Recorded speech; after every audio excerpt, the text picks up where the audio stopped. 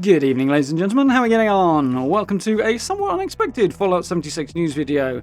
So we have an article here that is an interview with Jeff Gardiner and Mark Tucker, two of the leads on Fallout 76, and has some information on camp slots. It has some information on upcoming PvP stuff, on private worlds, on pets and allies, and a few other bits and pieces as well. So let's jump in, take a look at what they've been talking about, shall we?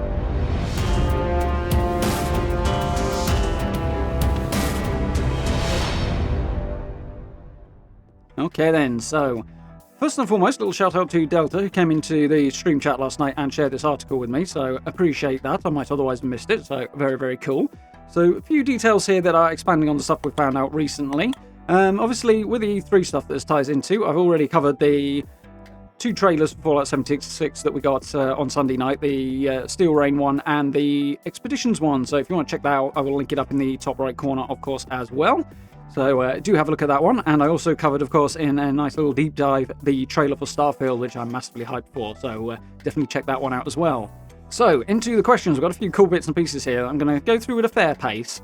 So, first up, we have got questions on private worlds and PvP and that sort of thing. So, we know nuclear winter has gone away. Obviously, some of the other stuff has gone away before now as well, the survival mode, stuff like that. Basically, it seems here that one of the questions is whether or not there'll be an increase in server size for private worlds. As it stands, you can only have 8 players. People are wondering whether or not you can expand that to have more, and I know there's some streamers in particular who are interested in that. For now, there is no plans to do that we have from this article, so that's staying at 8 for now, which is unfortunate, but there's some confirmation on that anyway. It might happen in future, they're not ruling it out permanently, but for now, no plans in the Q3 update, which is the autumn one that they've got planned for the next big update to private worlds. They are saying, however, that they want to introduce tools to private worlds that will allow you to set up sort of PvP-centric worlds on private servers, so keep an eye on that. Obviously, more details will come out nearer to the autumn, but interesting to have that confirmed. Very, very cool. Definitely something that we've been wondering about since the announcement of the end of nuclear winter. So interesting to see that. Does mean that you might need to pick up Fallout first if you haven't already and you're interested in PvP. So something to bear in mind. But as I say, we'll find out more going forward. So, sticking with private worlds, there's a question here that kind of leans towards mods, as whether or not people will get extra control over their private worlds and what they can do in them. Obviously, the plan for this autumn is to increase the level of control we have, which is cool. But when it comes to things like they're talking about controlling time of day and weather and stuff like that, sounds like they're going to leave that more towards the modding side of things when that eventually happens. Nothing massively new here in this article about that, but they're confirming that it is on the cards eventually. But it seems it keeps getting pushed back basically because they're focusing more on what people engage with and what people want more of the most. Obviously, people who want mods, they're interested in that a lot.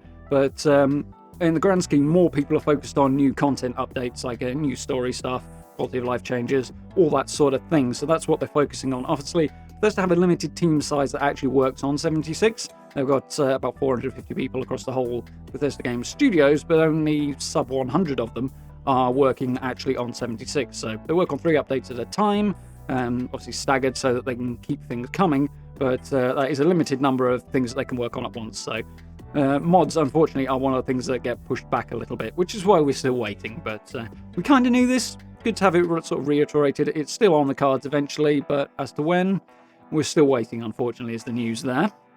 Okay, so the next question sort of relates to expeditions and expansions of the map. So it's something we're all interested to see. Obviously, expeditions are slated for next year, 2022, and we were hoping they were going to come this year, but it's a bigger project than perhaps Bethesda anticipated, so it's lined up for the future. We've seen the pit already, as I say. Link my video on that little teaser trailer up in the corner if you want to check that out.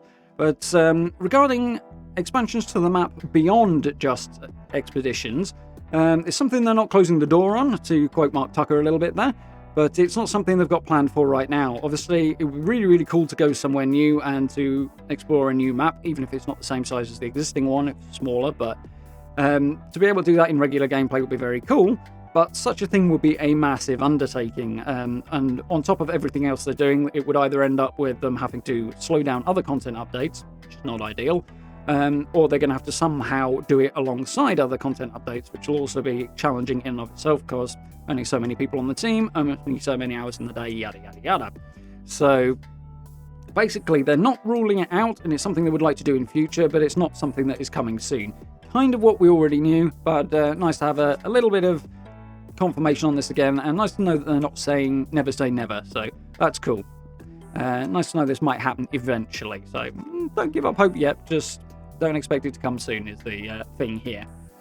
So, the next question is one about factions and that sort of thing. Obviously, the Brotherhood of Steel story will come to an end with Steel Reign, or at least for the moment anyway, and everybody's wondering when the Enclave might make a reappearance, and other factions as well, possibly even some new ones.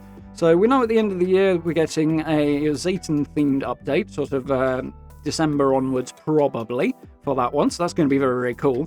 Regarding things like the Enclave and beyond that, the guys have said that it is going to come in future. They've got plans to do stuff like that further out, but obviously that will be beyond the Zayton update, which is likely to dominate 2022. So the Enclave probably will make an appearance, other factions as well, maybe even future stories involving Brotherhood of Steel, but those will not come until later. So chances are we'll be looking at end of 2022, start 2023 before we see that sort of update.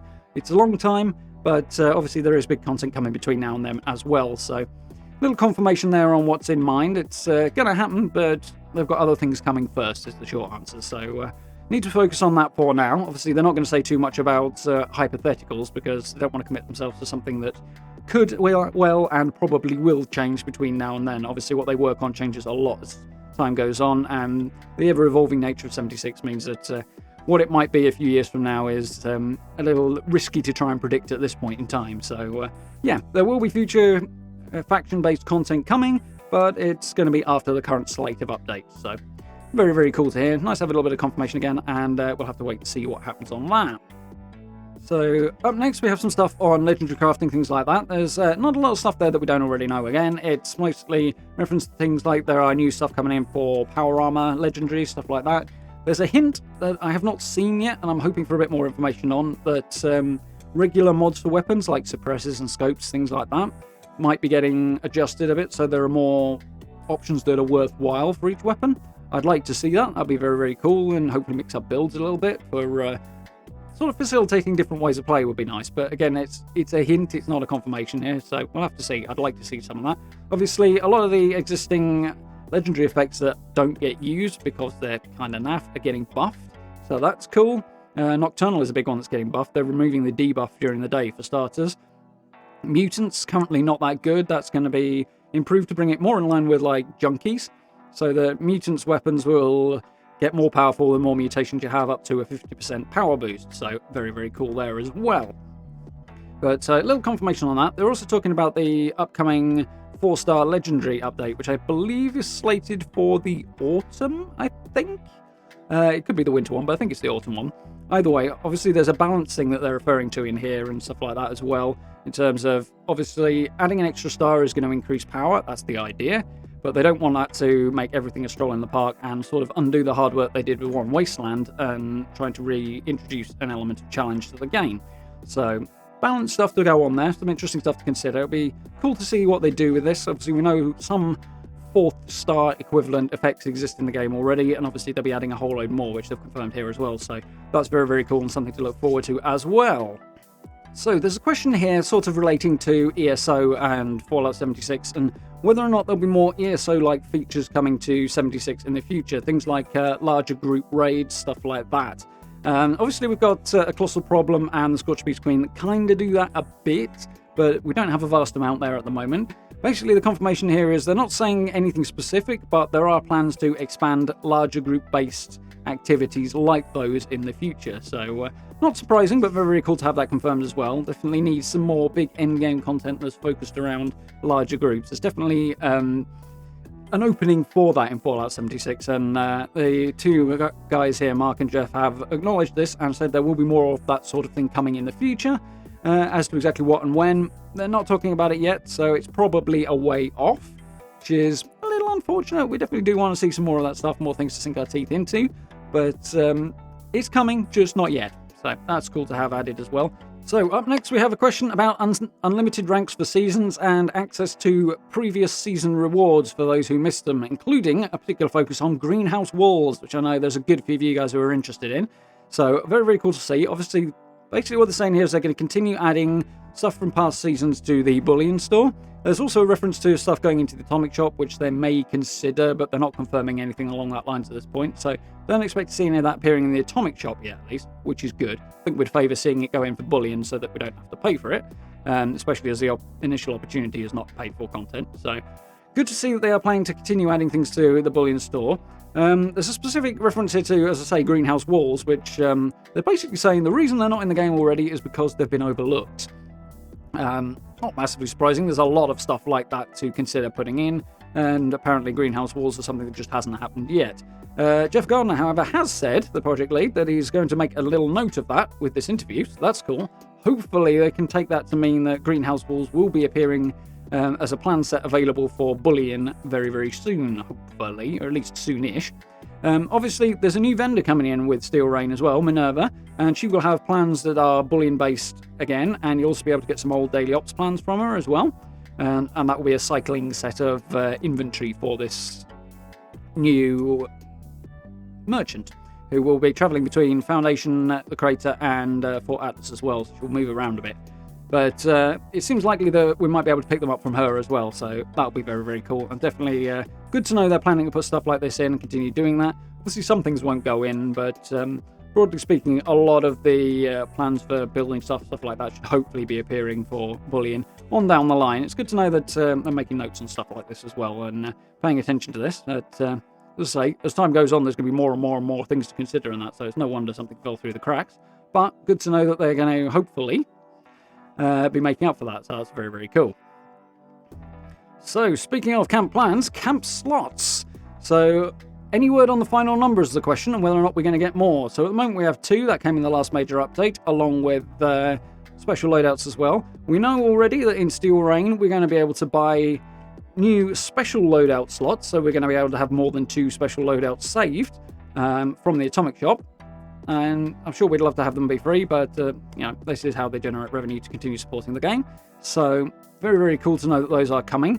We now have confirmation that the camp slots will also be coming alongside that with Steel Rain on the 7th of July. So from there, we'll be able to buy extra camp slots. My guess is that those will go across all of your characters. They haven't said one way or the other here, but seems like the likely way of doing it.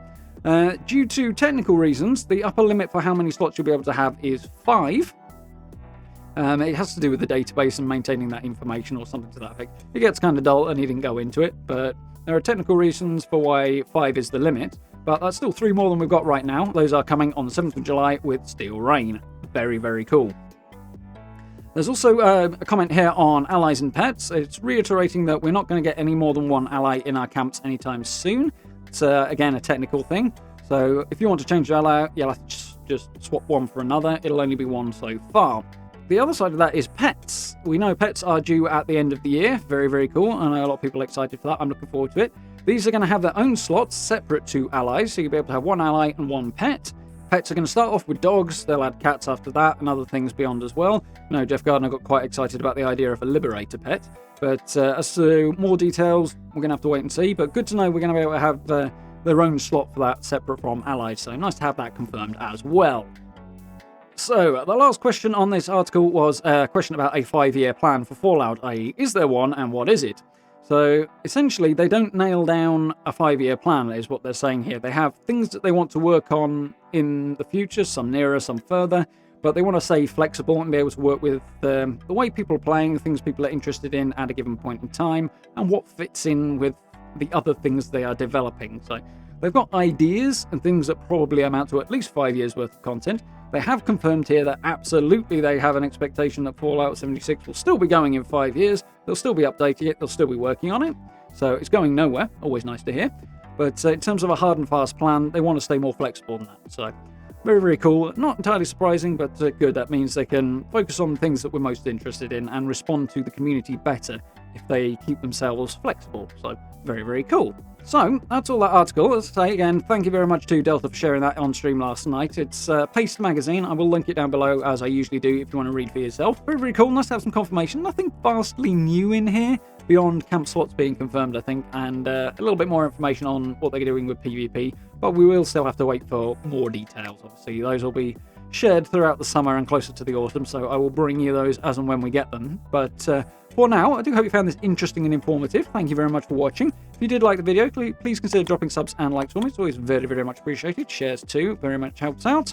Social media links, the merch store, and channel memberships are all available down below the video if you're interested in supporting the channel in that way. I hugely appreciate it. Massively helps out. Huge thanks to everybody who's done that already. And if you get a chance, do join us for live streams as well, carrying on with Fallout 76, of course, and playing Mass Effect, which we're going to be doing later on tonight as well. So I do hope you join us for those. But for now, massive thank you very much for watching. I look forward to speaking to you all very, very soon.